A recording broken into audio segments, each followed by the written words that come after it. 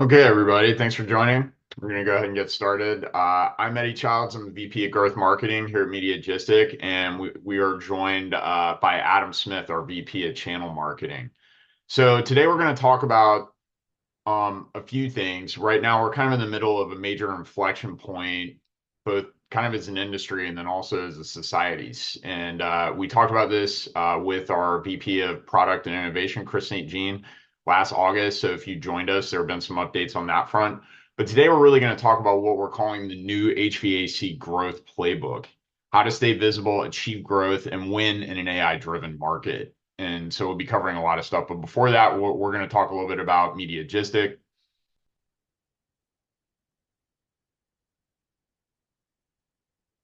All right, cool. Thanks. Uh, okay, so we were founded back in 1999. We originally worked with NASCAR, and with car wraps and things like that with NASCAR. And then when NASCAR brought that stuff in house, we ended up moving into HVAC, and we've been doing that ever since. That was the early 2000s. Adam, you've been working with a company for 20 years at this point, is that right? And Yeah, I've I been did with some the of the company. NASCAR stuff. You did. That's awesome. Um, and I've been working with the company for 12 years. So we're pretty, we've been working in the industry for quite a while. And we have a lot of long tenured folks in our organization who've been working with HVAC for a very long time. We currently manage around 500 custom marketing campaigns for contractors. We're working with them full service. And then we work with a lot more through our manufacturer co-op marketing programs. We have full service marketing capabilities. So as you can see, there's a pretty exhaustive list of services on the left-hand side there, but by no means comprehensive. So we pretty much do it all: digital marketing, mass media, direct mail. We pride ourselves on having an industry best level of service. So that's one of our main kind of value propositions. And then we have solutions for contractors of all sizes, from one truck to 100 trucks. So we're going to move on to the agenda here. Okay, so today we're going to talk, pretty extensively about how homeowners typically follow one of four main purchasing paths to HVAC services, and so that's something Adam's going to cover, and those are things that are really kind of fundamental to the HVAC buying journey. Then we're going to talk about how AI search and technologies are poised to significantly disrupt the market right now. So that's something that's coming online. We'll walk through how that's kind of changing buyer behavior and some of the dynamics within these buying journeys that Adam's going to cover. And then we'll cover some tips about optimizing visibility, building your brand, and utilizing your database to build a moat for your business. So now I'm going to hand it off to Adam. Adam's going to cover the four main HVAC buying journeys. Appreciate it, Eddie. Thank you. So yeah, as Eddie said, we'll cover the four different buying personas within the HVAC industry, and we'll kind of touch on them individually. And I would say most importantly, we're also going to touch on how we make sure that our marketing and advertising is poised to be able to convert any one of these four different categories. So as we look at the different categories, we have our reactive, our proactive, dormant slash active, activated, and then finally we have our brand loyal category. So if you were thinking to yourself what these four categories are, you could probably come up with this list on your own, but we're going to dive a little bit deeper again and make sure that we're poised to be able to capitalize on opportunities that come about within each of these different categories. And we'll start with the reactive group. Everybody knows this group. They're a large percentage of the HVAC buying population in general. These are people that are driven by time of need. They're the ones that come home one day and realize their house is 88 degrees and they need to do something, and they need to do something fast. So we're all familiar with this category, generally, based on distress behavior and also predominantly service driven. From there, then we look at our proactive group. This group tends to be a little bit more affluent, shopping multiple providers. And the way that we can reach this group is there's some overlap between the reactive group, but there are also some distinct ways to capitalize on people that have this type of buying persona in the HVAC industry. From there, we have our dormant activated. These are folks that are not thinking actively about HVAC products and services, but can be activated based on demand generation and getting the right marketing message in front of them at the right time. And then last but not least, we have our brand loyal category. So these are the folks that are likely already engaged in your maintenance contract. They know who to call when they have a need at their house. And again, we'll talk about how to really take advantage of this group and make sure we can get the most out of this category. So as we move forward, we'll dive in a little bit more individually. We'll start with the reactive group. Again, this group is they're calling because they're in need. Sometimes this group can be referred to as procrastinators. They've waited, and then all of a sudden they're in a time of need. So when we look at the ad channels that this group is going to leverage, it's heavily based within Google and search, right? So GLSA, PPC, certainly your search engine optimization so they can find your website, your Google business profile. And then over the course of the last year to 18 months, those large language models have started to make their way into this category as well. Things like ChatGPT or Perplexity. People are going to those to do searches. What's the best HVAC provider near me? But again, this group is going to be predominantly service driven. Their mindset is, okay, it's 88 degrees in my house. I want to find somebody that can get here quickly and ideally service my system so that, by 9 o'clock tonight, my home will be comfortable and I can go to bed on time, and so can my kids and everyone else here. Because of that service driven mindset, the way that we engage with them is different, and the way that we can capitalize on these opportunities is different as well. Eddie and I actually did a webinar about just that. It really focused on how you can convert service opportunities into install opportunities. Tyreek, who's running the webinar today, he's going to drop a link to that in the chat so you folks can go and watch this at your leisure if you're so inclined. But like I said, Eddie and I did a whole separate presentation just on that category, how to capitalize on those opportunities. But this is our first group. Again, predominantly search driven. They're time of need focused, and they're going to look Google, large language models, LSAs, PPC, things like that.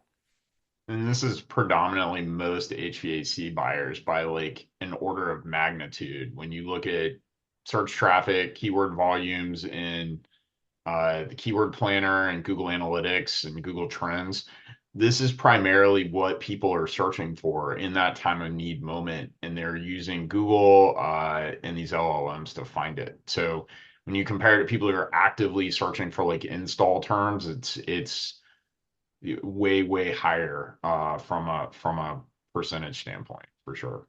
For sure. So the next category that we're going to look at is the proactive folks.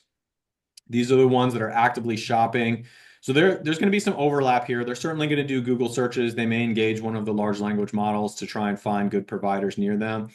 But what they're also going to do is leverage tools like Angie, Yelp, and Thumbtack to be able to engage with multiple providers all at one time and try and get as many quotes and just educate themselves as best as they can. For this group, they tend to be more affluent, and this is where your value proposition, how you go to market, can really influence this category. It's not a race to the bottom like a lot of the first category that we looked at. They want someone there fast, they want someone there cheap, and they're hoping it's going to solve all their problems. This group is willing to pay more for value as long as you can demonstrate that it's truly worth the additional dollars.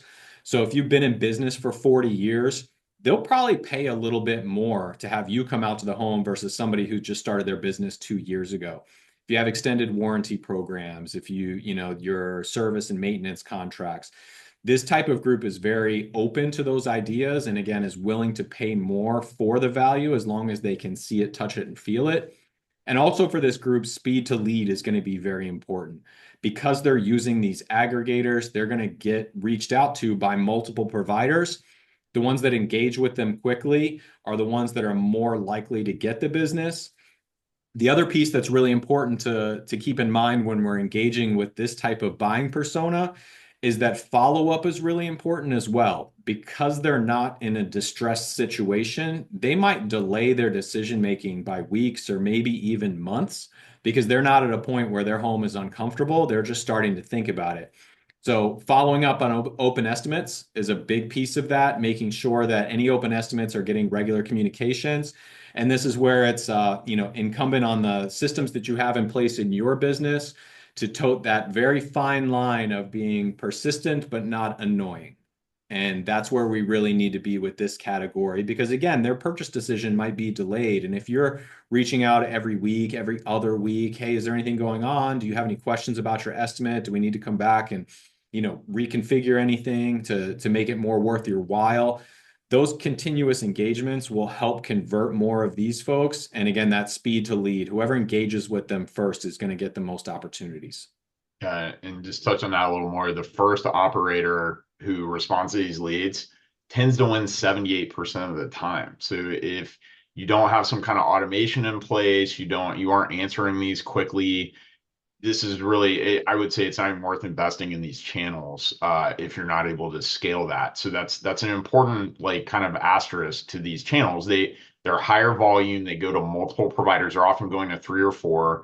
They are price shopping. So Adam's point is you don't want to engage in a race to the bottom. So being able to articulate those value propositions is very important, but also understand they are doing price comparison shopping here as well. So it's a very different type of lead than some of those reactive leads where they're going to work with the first person who picks up the phone and can roll a truck to their house half the time. You know what I mean? So that's just an important differentiation because intent just works differently with this buyer persona. Yeah, well said. Moving on from there, then we're going to look at the dormant slash activated. Again, this group is not actively looking for HVAC products and services, but they can be influenced by our marketing messages to all of a sudden be interested. So from an ad channel standpoint, these are going to be your more kind of traditional branding type ad channels, things like social media, meta, programmatic advertising, connected TV, and any sort of geo-fenced marketing that is in the areas that you service, densely populated with a population that closely matches your ideal customer profile. And this should be an always on as much as possible approach because we never know when those folks are going to go from being dormant to activated. And oftentimes, what gets them engaged is an offer. So, offers in this group is really, really important as well. I might not be thinking about HVAC, but if I see an ad for a $69.95 preseason clean and check, and I remember last summer that my system maybe didn't work great, I can all of a sudden go from not thinking about HVAC at all to all of a sudden being interested in a service like that to be able to come out to my home. Another way to look at this category, something that I know I can relate to, is you see an ad for a Big Mac, and then all of a sudden, 2 days later, in between dropping off the kids at soccer practice, you find yourself eating a Big Mac in the McDonald's parking lot.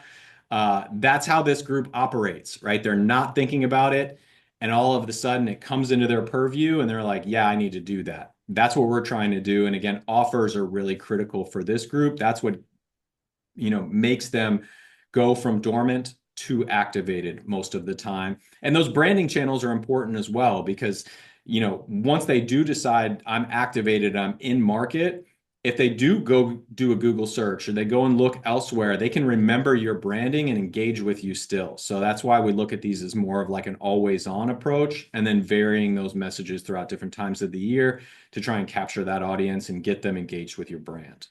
Yeah, I think it's important to remember that your average consumer, unless they have a need or they're in kind of like they know their system's old or something, they're not actively searching for HVAC services. HVAC is not top of mind for them because HVAC, unfortunately, is not like a lifestyle aspirational sort of product, right? It's not a Gucci handbag, it's not a pair of Jordans, and it's not a trip to the Bahamas. So your average consumer, it's just not top of mind for them. So the trick here is that you have to broadcast your brand and produce a message that's going to activate that consumer away from that, passive, not caring mindset. So to Adam's point, a strong offer, a strong rebate, a really powerful value stack where you just make it a no-brainer.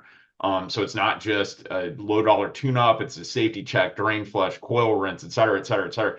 You stack those things and make it so that the consumer really may may be attracted by that offer. And that's really how you can activate through this advertising. It's not lead gen, it is branding. So a lot of this is creating awareness before the time of need, like Adam's talking about. But really, at the end of the day, that's really what this type of mindset is keyed around, is that sort of um not actively shopping and needing to activate them. Yep. And then last but not least, we have our brand loyal category. So again, they're already engaged with your business, likely a member of your service contracts or maintenance agreements, but they're already engaged with your brand. They're brand loyal. So how do we make the lifetime value of that customer? How do we maximize that? And there's a couple different ways we can do it. One is through referral incentives. So if they're already having a good experience with your brand, are there any referral incentives that you can put in place to make sure that they're telling that great experience to their friends and family and coworkers and leveraging those opportunities?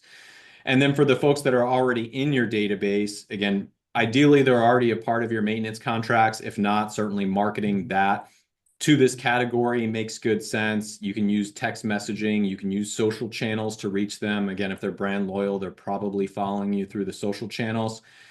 And in addition to the referral marketing, another way that we can get the most out of this particular segment is to figure out what additional add-ons might be of interest to this group that they can buy over that, the course of our relationship with them. So things like maybe an indoor air cleaner, a special on those, carbon monoxide detectors, a thermostat that you can access remotely are examples of upgrades that this group might be interested in. And again, trying to increase the value of each of these customers, whether it be them purchasing from you again or using them as a means to find new customers through those referral incentives are great ways to be able to engage with this group that's already loyal to your brand. So now that we've kind of covered the four different categories, the different ways that we can engage with each of these, let's look at them in the order that we would wish that they were in the marketplace. And I think number one, certainly brand loyal. If we're going to choose one of these categories to have in our database, that's going to be number one. They're going to buy from you no matter what. So that's our number one category is our brand loyal group. Next is going to be the proactive group. The proactive group, again, they're educated, they're more affluent, they're willing to pay for more value. So this group, we can, and Tyreek, you want to click for me there, please? And And everyone wants install leads, right? yeah, yeah, exactly. They know what they want, they're willing to pay for it. So this would be our next, best category, if you will. Then we have our dormant activated, right? This group, they could be, could have been a customer of yours in the past. They're not in your maintenance agreements, though. They could also be a new customer. So these are opportunities where it's not, I need somebody here ASAP to fix it. These are great opportunities for your business. And then last but not least is that reactive group, the ones that are really pressing, need somebody there now, need somebody there fast, and reaching out to multiple providers. So this would be like the perfect scenario if we could rank them.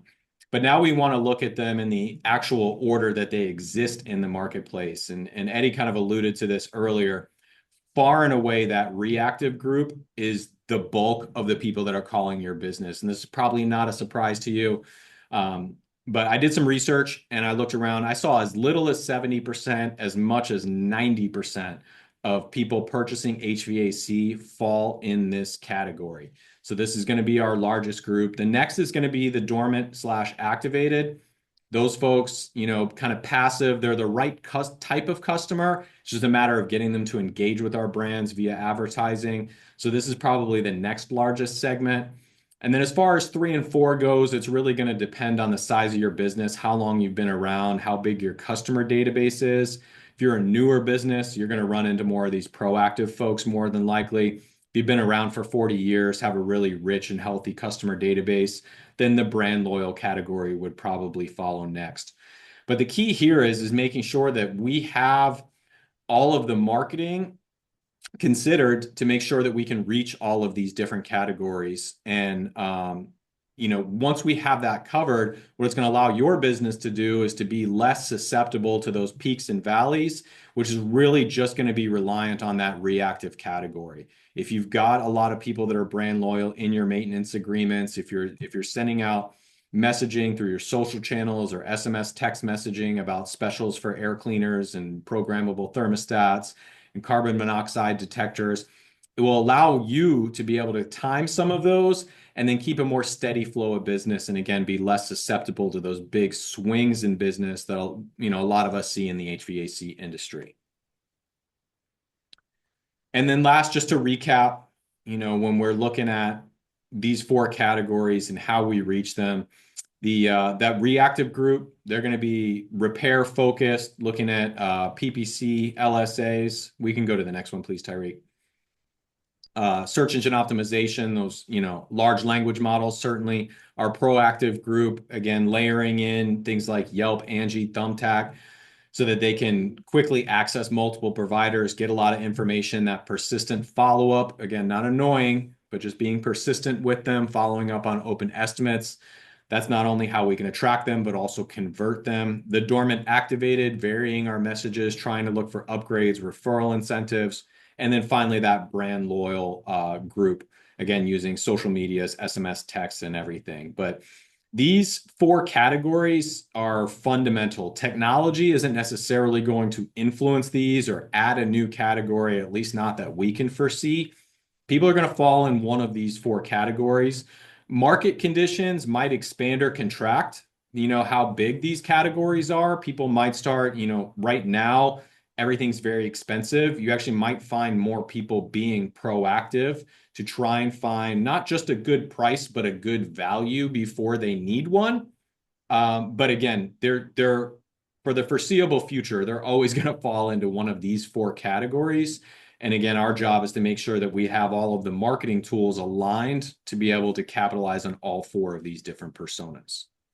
Yeah, with current kind of economic conditions and stuff, I think everybody could agree that we're definitely seeing more of a shift from the reactive into the proactive, where people, because your average HVAC system is now somewhere around like the price of a like small compact car. People are actively shopping multiple providers. They're being more proactive, so that's a dynamic that's happening right now, thanks to sort of just some market dynamics. So to Adam's point, you'll see people kind of shift around, but ultimately, the most successful contractors we work with have a locked in game plan to drive revenue from all four of these customer segments at the end of the day. So we're going to move on now. We're going to talk a little bit about how AI is kind of disrupting the market. So to Adam's point, these four buying behaviors are fundamental. They're essentially fundamental truths of like the way people buy HVAC. But with large language models, ChatGPT, Perplexity, Claude, Gemini, with those emerging as a predominant modality for search, a lot of stuff is starting to change as these things come online. So as you can see, this is the AI search shift. You may be familiar with the slide if you joined our webinar last August with Chris St. Jean. But large language models really function a little differently, right? They summarize results and they reduce traditional clicks. So your website really becomes more like a data layer for these tools than necessarily the endpoint. I'm not saying that they don't send. I'm going to show you in a minute that they do also result in clicks and inbound leads, but they don't like necessarily drive that sort of same traffic and clicks. Visibility here is tied to trusted and structured content.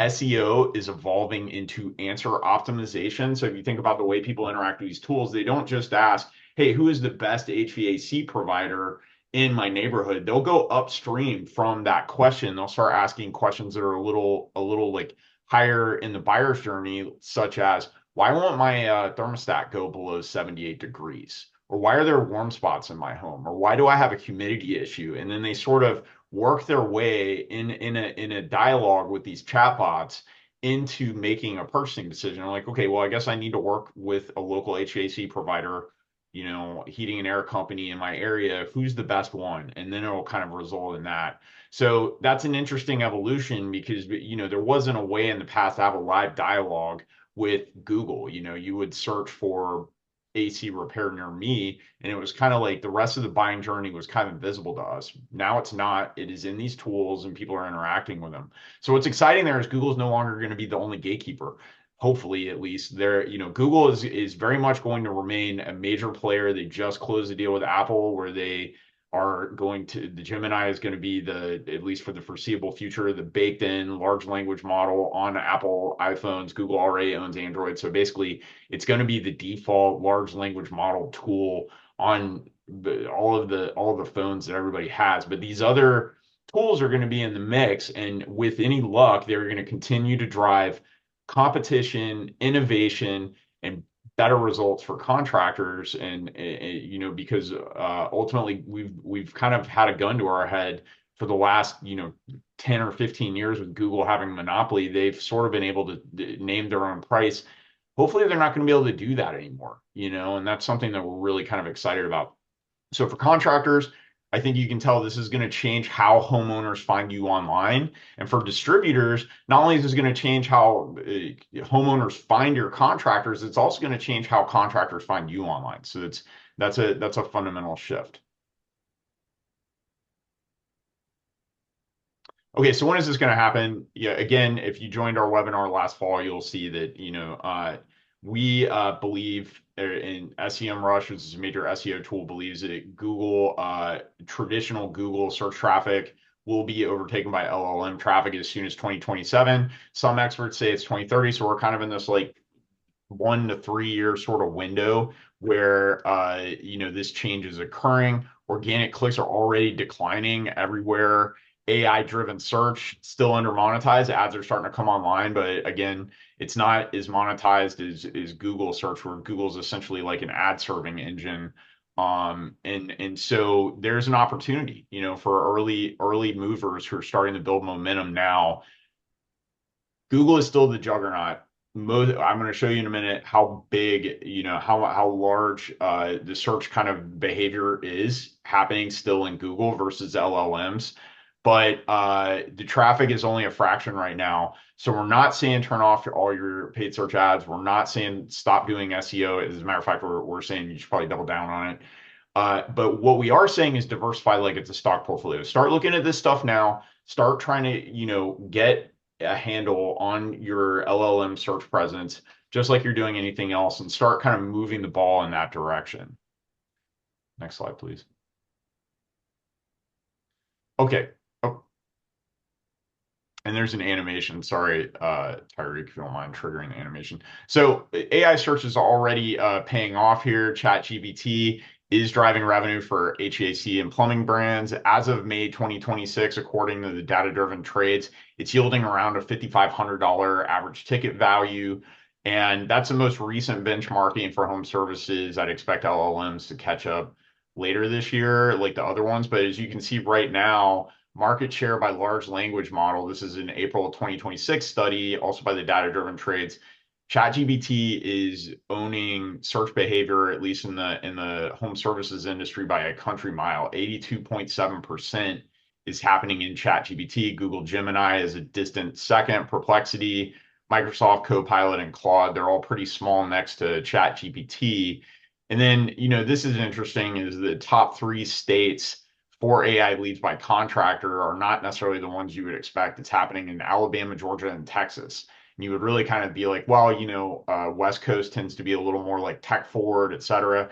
So that's surprising, but I think, just the point is how these tools are proliferating. They're basically everywhere. Everybody's starting to use them from all walks of life in every market. And that's something to understand. Moving on to the next one. So okay, another thing, this just confirms what I was talking about. You can see that ChatGPT is the industry leader, at least from an LLM search standpoint. But just for a basis of comparison, if you look down there at the bottom, you will see that in this sample size, ChatGPT drove about 1,000 leads. Google Ads drove 258.4 thousand. So when we're saying like, hey, look, Google's tactics, like these tactics that we were talking about earlier, based on those buying journeys, they're still the ones that are driving results. Google Ads, LSAs, Google Business Profile, organic search, those are still kind of your bread and butter right now. If you look at these LLM leads, it's very small as a basis for comparison.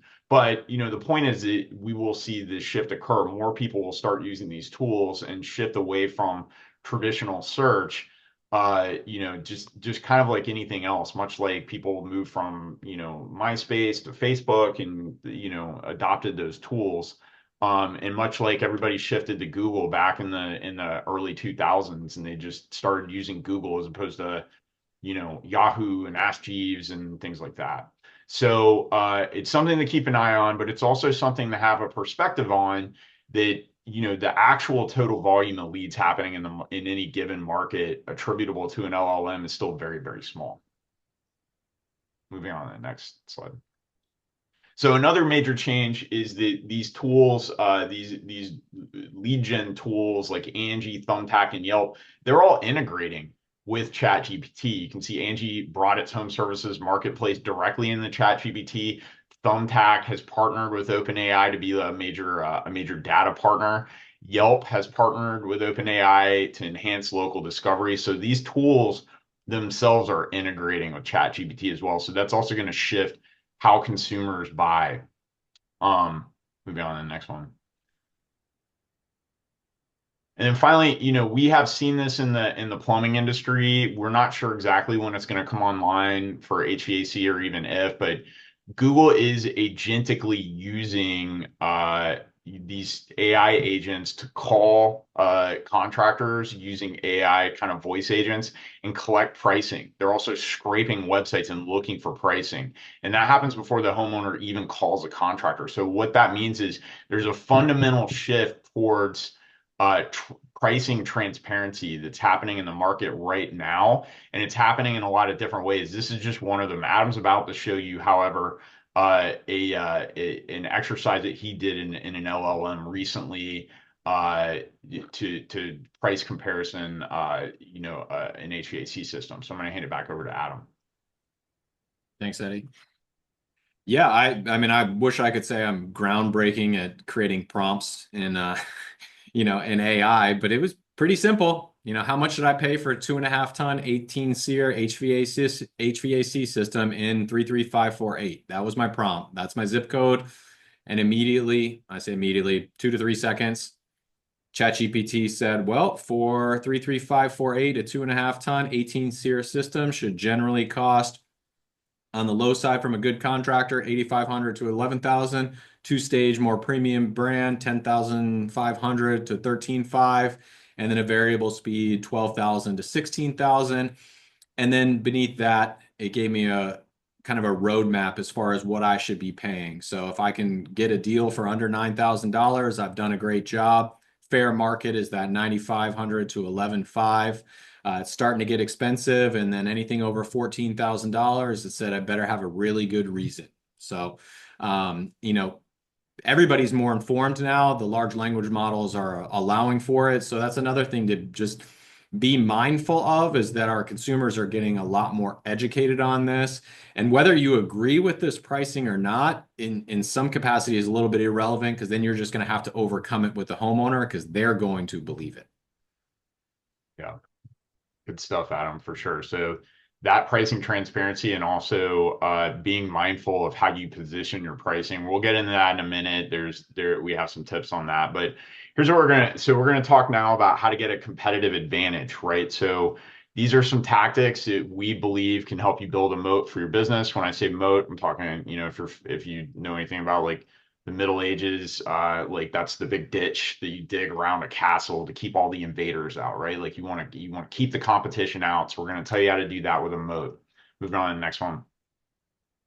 Okay, so first off, you want to optimize for search, right? So traditional and AI. So the basics here are optimizing your Google business profile, maintaining consistent name, address, and phone number, because if you're spelling your name differently in 10 different places, these tools get confused easily. They might, think that you're a completely different provider and then serve you up two different ways in search results. You don't want that to happen. create local authoritative content for your website. So local pages, local service pages, content that answers consumer questions. It's localized and has a that's not commodity content, that has what Google calls EEAT, expertise, experience, authority, and trustworthiness. That can help to move the needle. Invest in reviews and reputation signals. So respond to your reviews, encourage customers, use NFC cards in the home, whatever, but get reviews is a main point. And then you even use social media content as SEO fuel. So SEO has traditionally never really looked at social media as much, but now these large language models don't really care. They don't discriminate. As long as they can access the content, they are looking at it. And then Instagram itself recently became open indexing by Google. And so these tools all use Google as like a core search engine as well. So they'll programmatically search to back up the answers they're going to provide, so they can find this content in a variety of ways now from Instagram and YouTube in particular. Here's some more strategies. So I'll just run through them really quickly for AI search. So you're going to want to strengthen your local SEO again with verified structured data and implement an LLMS.txt file. That's not something you have to do as a contractor, but that's something that your web company or your marketing agency should do. Claim your Yelp profiles and Nextdoor and optimize for Yelp's new AI user experience. Ensure consistency across your website. Google Business profiles, citations, and directories. Again, that NAP, name, address, phone number is very important. Build up trust signals for AI models. So again, creating that localized content. And then you're going to have to get a pricing strategy in place somehow, because Google can call contractors directly to compare services and pricing. And so we'll go through some principles in a minute, but publish pricing and detailed service coverage, because we believe at some point this is going to become an industry expectation from consumers. Moving on to the next one. So beyond AI search, another thing that we've been talking about is like, how do we attack all these different, buyer personas? Well, this one is so underutilized. But, if you're trying to build a moat, you're trying to build up your business and protect against any kind of changes, your database is probably underutilized. We surveyed all of our contractors and asked them how much they thought they were getting out of their Service Titan or Field Edge or whatever. And very few contractors raised their hand and said, yeah, I'm utilizing it 100%. So this is something that happens not just in home services brands, but most businesses underutilize their database. Every contractor has untapped first party data. Most home services brands are barely using it. And then owned audiences, we'll see in a second, they outperform paid audiences. So I'm not saying don't go after paid audiences or marketed leads, but you already own that. That's one of your most valuable assets as a business. So the more you can activate that database and build up your maintenance plans and build up that brand loyal kind of customer is mission critical. And why is that? We're going to move on to the next slide. I'll tell you. The reason for that is it costs 5 to 25 times more to acquire a new customer than it does to retain an existing one, right? We already know that customer acquisition cost in this industry is very, very high. I think anyone who's spending money on Google Ads would agree with me. And so that initial customer acquisition cost becomes a lot less painful if they make not one purchase from you, but 2, 3, 4, 5 purchases throughout their lifetime. Maybe they buy IAQ, maybe they get on your maintenance plan, they're paying you monthly, maybe they buy a second system from you, or maybe they get a repair. The longer you can extend your relationship with that customer and drive additional transactions through that relationship, the better that customer acquisition cost is going to be as an investment for you initially, because that customer's lifetime value to you, customer lifetime value, is a lot higher. So that's really one of the main advantages of utilizing your database. Yeah, and if I can add real quick, when we're talking about that brand loyal segment, right? The referral incentives. Like, I don't want to pay people $50. Like, you would love to pay people $50 for a referral from somebody who they trust, to refer your business to them. It's way cheaper than it is to go out and find your own existing customer. So a lot of times we'll hear that as an obstacle, saying, well, I really don't want to pay for it. But the reality is, as long as your pricing is, makes good sense for your business, it's oftentimes going to be much, much less expensive than trying to go out and find a new customer versus paying an existing one for a referral. Yeah.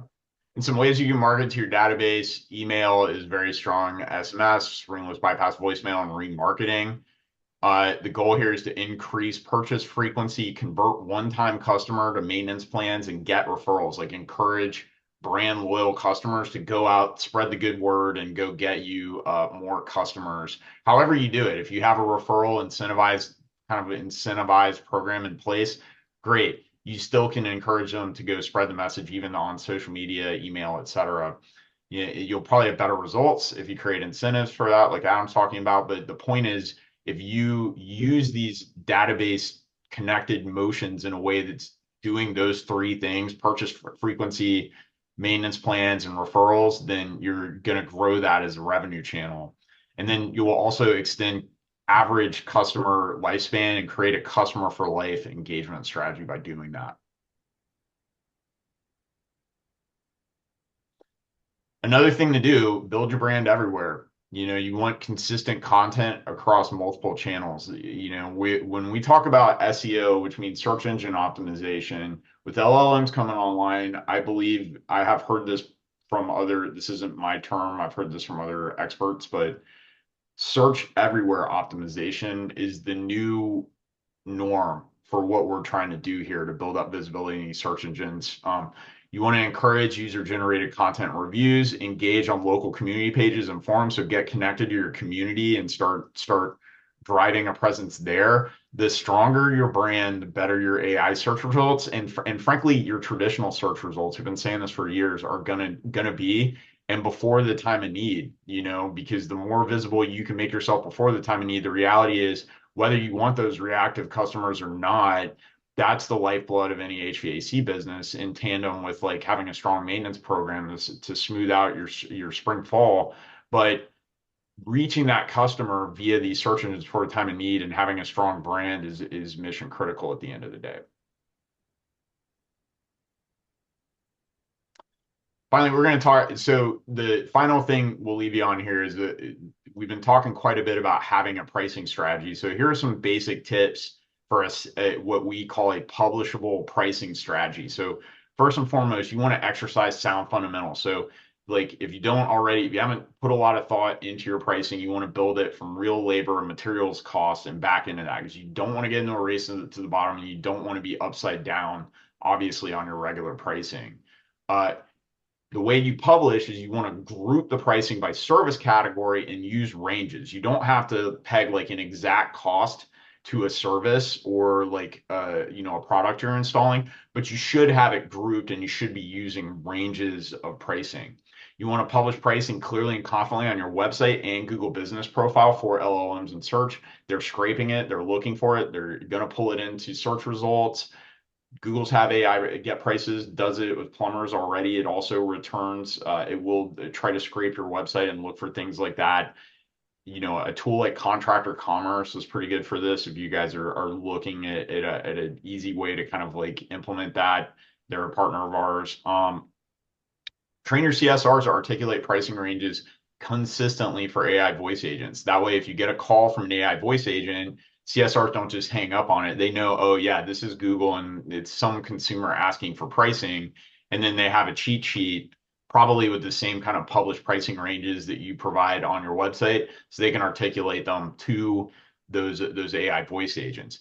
Make it clear. However, I would say always include asterisks and whatever, because you don't want to change your actual sales process. That's not what we're suggesting. Make it clear that all replacement pricing is dependent on the square footage of the home and a load calculation, or whatever your process happens to be. And then all service pricing is dependent on the complexity of the job, age of the system, et cetera. So you want to publish ranges, but you also want to leave yourself with the flexibility to get into the home. And it's like, look, this is a completely different job than what we thought it was when we, kind of gave you pricing or gave Google AI pricing or whatever, because these factors affect the price. And then finally, just kind of wrapping things up here. Okay, so in summation, what we've covered here, there's 5 main principles. So one, these are kind of your actionable items, right? So create a marketing game plan to drive sales from all four types of HVAC buyers, or at least start thinking about it. Because now that we've discussed them and it's clear that those buying mentalities are driving that behavior, there's probably a lot of opportunity available in your market that you haven't yet activated. Because what we found is contractors are usually very good at the reactive buyer, to the point where they have a love-hate relationship with them. They want a lot of the proactive buyers, but that's obviously tricky because that depends on a lot of other factors. They're probably not doing much to activate the dormant folks unless you're investing in branding. And then database, as we all know, is underused. So your brand loyal customers, that's a growth opportunity, right? Hitting your database and trying to convert those customers into maintenance plans is a major area of opportunity for most contractors. AI search and technologies are set to disrupt the market as early as next year. They're already kind of being disruptive, but I would say that the level of disruption we're seeing now is nowhere near what it may be over the next 3 years. So be proactive, start thinking now. Again, we're not saying drop everything and just start chasing AI search, but just start thinking about it now and start working on a game plan and your general level of visibility. And we promise the rest will fall into place. So SEO is a very strong way to do that. Traditional SEO tactics work with these large language models, and they do drive results. Build up your website, reviews, promote your brand everywhere, and utilize your database to tighten up the gaps. So that was the main message of the tactics we went through. And then establish a pricing strategy, publish it, and train your CSRs to articulate it. And finally, small self-promotional plug, get a market fit analysis and an AI assessment, which are both things that we do here at Mediagistic to benchmark and plan. We can help you out. That's what we're here for. We do it no cost, completely complimentary for you guys. So feel free to hit us up and do that. We're gonna have a QR code on the next slide. Tyree, if you don't mind going on that last one. Okay, so if you guys are interested in market fit analysis, AI assessment, please don't hesitate to scan that QR code. We'll also follow up with an email. And then we're going to open this up to question and answers. So anybody, if you have questions on your marketing strategy or tactics, how you're preparing for AI search, or, if you just want to talk about content, database marketing, branding, whatever, feel free to put those questions into the Q&A or the chat now.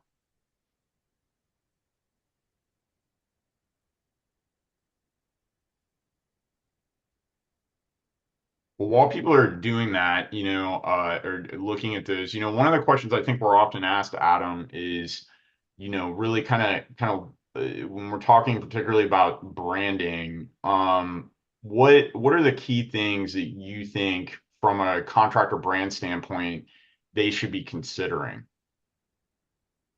So the big thing that I always hear is because the reactive group is so predominant in the marketplace, is that that's where the bulk of people are investing, which makes sense. But I think if you peel back the onion a little bit and think about, okay, I'm this group and segment and persona are doing Google searches and they're presented with 10 or 20 different options. What makes them select the option that they do? Right? Oftentimes, the branding is what makes them select the contractors. I've heard them on the radio. I've seen their billboards. I've noticed their trucks in my neighborhood. I've gotten their direct mail. I see their ads on television, whatever it might be. So all those branding efforts really do help contribute when it is time of need to help you convert versus the other 19 options that are available on a Google search engine results page. The hard part is tying that to actual revenue. That's really, really difficult. I tend to joke like my car would be a lot nicer if I could figure that piece out. It's very difficult, but we know it does. It's human nature, right? You're going to gravitate towards the brands that you're familiar with. So having a combination of those two things. And then also in my section, I talked about the value proposition, making sure you're telling people, not just that you do HVAC, but why they should buy from you. What's your unique selling proposition? What makes you different than those other 19 contractors? And that's a recipe to win.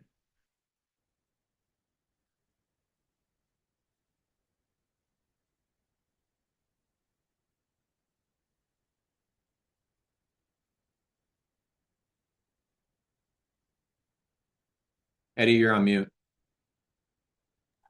Sorry about that. I didn't want to interrupt you. So we are getting some questions out there. Hers is the easiest here.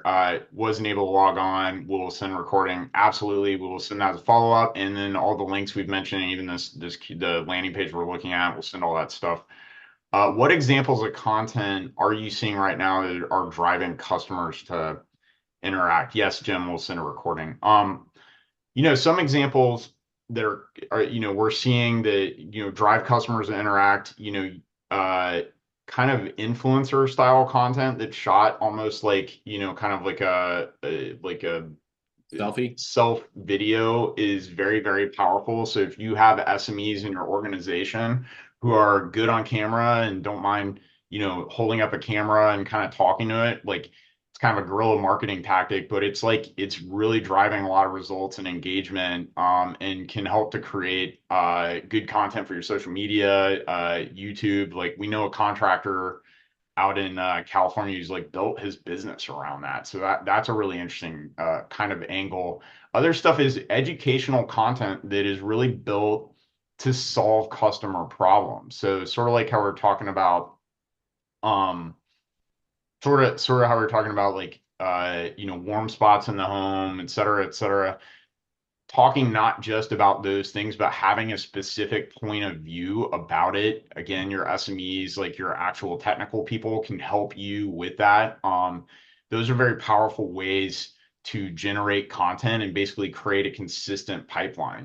Like questions you get from your customers are probably the number one way to generate content. What are the most common questions that you're getting? Use it to develop an FAQ, but then also use it to develop a content and messaging strategy for your website, your blog, your social media, etc., and just go full court press, right? That's really what we recommend in terms of content that drive people to interact. Um, Another question we're getting is local reputation and how that might work in AI generated recommendations. So user generated content, review content is a major, major tool for getting found in these recommendations. So understanding that, that that ChatGPT, Google, all these tools are trying to figure out, like, does anybody else say other than you say that your business is good? That's fundamentally what they're looking at, because ultimately their mission is to serve the best answer for the query they're receiving. Like the LLMs are kind of chaotic right now. So what's working in one LLM may not be exactly what's working in the next. They all kind of have their own methodology of surfacing information. But one fundamental truth is they're all looking at reviews. They're all looking at user generated content, and they're looking to validate that you offer a good service. And I would expect that as time grows, they're going to go through a lot of the same journey that Google did over the years. Is that, Google became the best by serving the best answer for your search engine query, right? They've sort of gotten away from that, I feel like, because of all the paid environment. But I think that's ultimately what's going to drive, these tools to live or die. Is the ones that are able to serve the best answers for the question are the ones that are going to survive and thrive. And so doing that, being able to actually provide a really good answer when somebody asks who is the best HVAC provider in my area, is going to be, really, really powerful for them. And so they're going to need to find ways to uncover that and serve a good validated answer. And user generated reviews are really, really fundamental to that. How can I attribute leads that come from AI tools when the referral data might be unavailable? Well, that's a great question. Boy, that's the $1 million question right now, isn't it? So a couple of things that I would probably look at is, you can, with a tool like our revenue analytics tool or even Service Titan and things like that, if the click comes from ChatGPT or something, and they actually go to your website and they actually call, or there is an attribution, kind of like a click through attribution that can happen. But if they ask for who are the best providers in my area, for example, and then it's like these are the top three, and then they go, um, they go, well, what's the phone numbers? And then they call from the phone number. You might not be able to track that directly.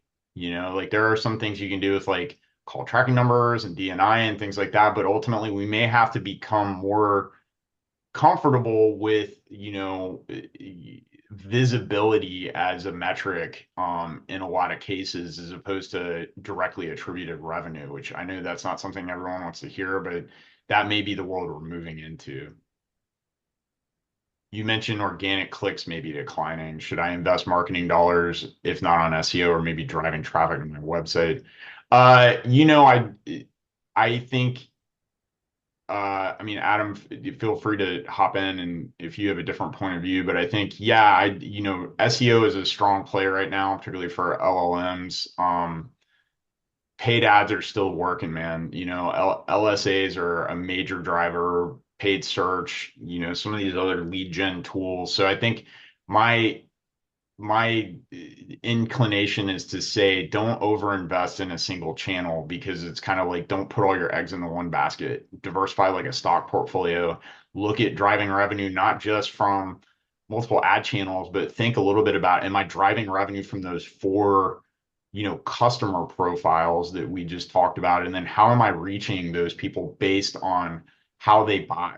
That's really the message here. Yeah, I think the only thing that I would add to that is a diversified approach is important. I think also the way that you set your marketing budget is important. What I usually advise customers is, you set a percentage of your gross sales for your advertising budget for the following year. That way, as your business grows, so does your marketing budget. Because I think a lot of people is like, I invest $50,000 a year. And maybe 5 years ago, that was great. Well, your business has gotten beyond that now. And that's what's going to allow. Can everybody go and do all of these things tomorrow? No, it's not reasonable, but it gives you a roadmap, right, to be able to grow your business, grow your marketing budget, and then start expanding into some of these categories that will just, give you more visibility across the board. Yeah, that's a great answer. Another one is that just came up is what is the most important algorithm for Google reviews? Feels like it's always changing. Number of reviews, five-star reviews, response reviews. Well, that's a really good question, Doug. The thing that I would say here is, I guess if we're looking for a North Star metric, I would say all of those things matter. Uh, and so number of reviews is very important. Having an average, score of around 4 or 5, or higher is probably like table stakes if you want to be one of the top providers in your area. So you do want to have a lot of reviews and you want to have a high number of them. The language that the consumer actually uses in the review is very important as well. But Google, this is important to note. So everybody on this webinar, please take note of what we're saying here. The number, like Google just rolled out some new guidelines around reviews. You cannot run contests with your technicians to collect reviews. You cannot provide templated content to consumers that uses SEO optimized language. I know that some marketing agencies have started kind of encouraging contractors to do that, but I would not do that anymore. And then ideally, they're not mentioning the technician in the review anymore. They're not mentioning them by name. So like a lot of people have these scripts for their technicians where they go in the home and say, look, help me out, mention me by name in the review. And then they're running a contest for how often I'm getting mentioned.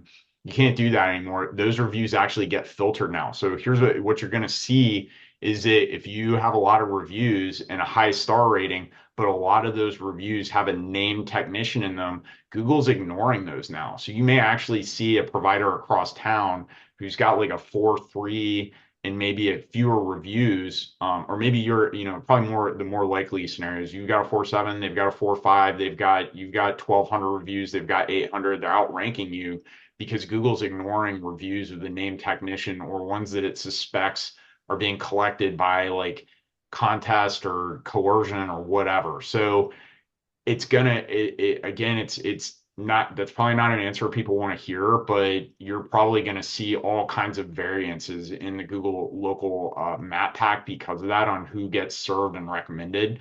But the good news is if you focus on just collecting reviews, asking in the home, like, could you leave a review using things like NFC tap cards, email follow-up, if you're using Podium, whatever, if you're using Service Titan with their follow-up stuff, like However you're doing that, just double down on it and make sure that you're collecting reviews. Just do it in a way that isn't going to violate Google's policies, and don't do anything to manipulate it. There are other ways, because like service level is very important, like providing good service, we feel, but you can put different KPIs around that for sure. Yeah, if you let the homeowners answer naturally as they would without any coaching influence, then that's the ticket. No. Last one, and then we're gonna call it. So, and then if you guys do have questions, we are more than happy to hop on a call. You know, that's what this QR code is for, the marketing fit analysis and AI assessment. I'm happy to hop on a call. We can run through kind of where you're at from AI. One of our digital marketing experts can do that, or our team is very, very available to have these conversations. So if you have more questions, we're happy to do these in a one-on-one environment as well. But anyway, so last one, what the heck is Google AI mode and how do I get to show up in that? Google AI mode is very interesting.